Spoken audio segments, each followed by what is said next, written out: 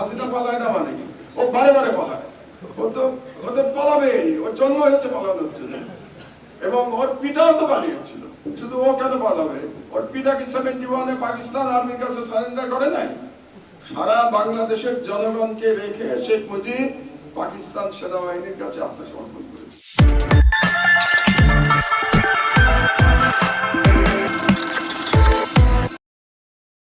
প্রথমবারের মতো কিন্তু শেখ হাসিনা পলায় নাই, এটা শেখ হাসিনার তৃতীয়বারের পলায়ন, এটা আপনারা ভুলবেন না। ইতিহাস সঠিকভাবে আমাদের সবার জানতে হবে। 3 বার পালিয়েছে শেখ হাসিনা, এটা তৃতীয়বারের পলায়ন। 3 বার, প্রথমবার কবে পালিয়েছে? যখন তার পিতা নিহত হয়েছিল 1975 সালের সেনা বিদ্রোহে, তার পিতা নিহত হয়েছিল এবং 5 সালের পতন হয়েছিল। তখন সে বাংলাদেশ থেকে পালিয়ে, সে তখন বিদেশে অবস্থান করছিল। তারপরে সে 6 বছর দিল্লির আশ্রয় ছিল। আপনারা অনেকেই হয়তো জানেন, কেউ কেউ জানেন না। 75 থেকে 81 6 বছর দিল্লির আশ্রয় ছিল এবং দিল্লি থেকে তাকে ব্রেন ওয়াশ করা হয়েছে। দিল্লি থেকে তাকে শেখানো হয়েছে কিভাবে বাংলাদেশে ফিরে এসে সে ভারতের স্বার্থ উদ্ধার করবে। এটা হলো প্রথমবারের পলায়ন। দ্বিতীয়বারের পলায়ন 1/11-র পরে। 1/11-র পরে যখন সেনাবাহিনী থেকে বলা হলো 2 নেত্রীকে পালিয়ে যেতে, 2 নেত্রীকে বলা হলো আপনাদের দেশ থেকে বের করে দিলে আপনারা বেরিয়ে যাবেন, তাহলে আপনাদের বিরুদ্ধে কোনো মামলা দেওয়া হবে না। শেখ হাসিনা একদিনও দেরি না করে বাংলাদেশ থেকে পালিয়ে গেছিল। শেখ হাসিনা বেগম খালেদা জিয়া পালান নাই, সে রিফিউজ। তিনি বলেছিলেন আমি বাংলাদেশ ছেড়ে যাব না। আমি ইতিহাসের নিয়ে লেখাপড়া করি, এই জন্য আপনাদেরকে জানাচ্ছি। যখন বেগম খালেদা জিয়া বললেন যে আমি যাব না, তখন একটা মজার ঘটনা ঘটলো। তখন তো পলিটিক্যালি বেগম খালেদা জিয়া জিতে গেলেন হাসিনার উপরে, কারণ তিনি আর্মিকে চ্যালেঞ্জ করলেন, মঈনকে চ্যালেঞ্জ করলেন, চ্যালেঞ্জ করে বললেন আমি যাব না, আর হাসিনা পালিয়ে গেল। তো রাজনৈতিকভাবে হাসিনা পরাজিত হয়ে গেল।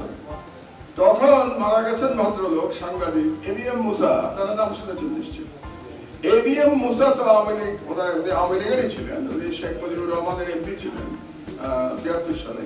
তো ABM মুসা শেখ হাসিনাকে ফোন করলেন, ফোন করে বললেন তুমি এটা কি কাজ করলে? তুমি পালিয়ে গেলা, খালেদা জিয়া থেকে গেল, তো তুমি তো রাজনীতিতে আর ফিরতে পারবে না। কারণ খালেদা জিয়া বলবেন যে উনি সাহসী, উনি আপোষ করেন নাই, উনি আপোষহীন, যে কারণে খালেদা জিয়াকে আপোষহীন বলা হয়, যে উনি ফিরবেন না। তখন শেখ হাসিনা উন্মাদ হয়ে গেল ফিরে আসার জন্য। শেখ হাসিনাকে তখন ফিরতে দেওয়া হয় নাই ইনিশিয়ালি, এটাও আপনারা হয়তো জানেন না।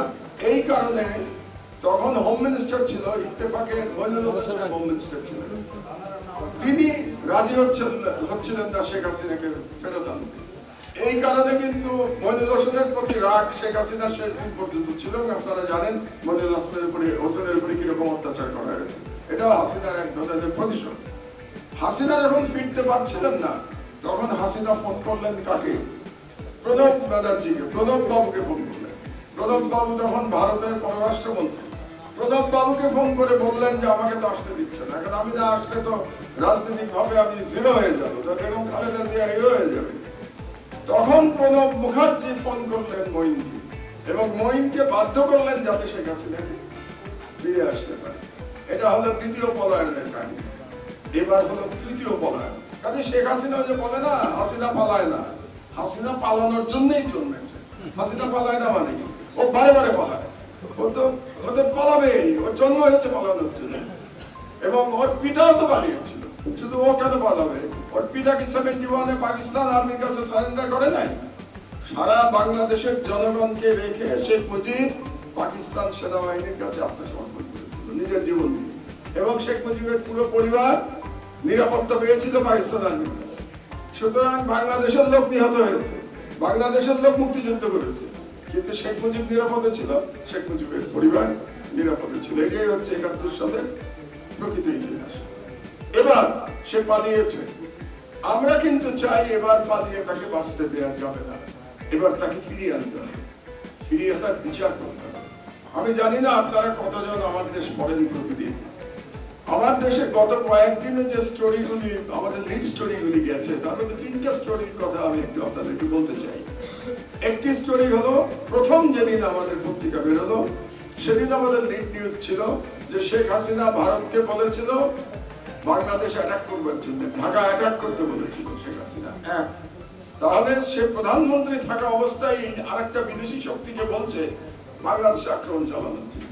এক।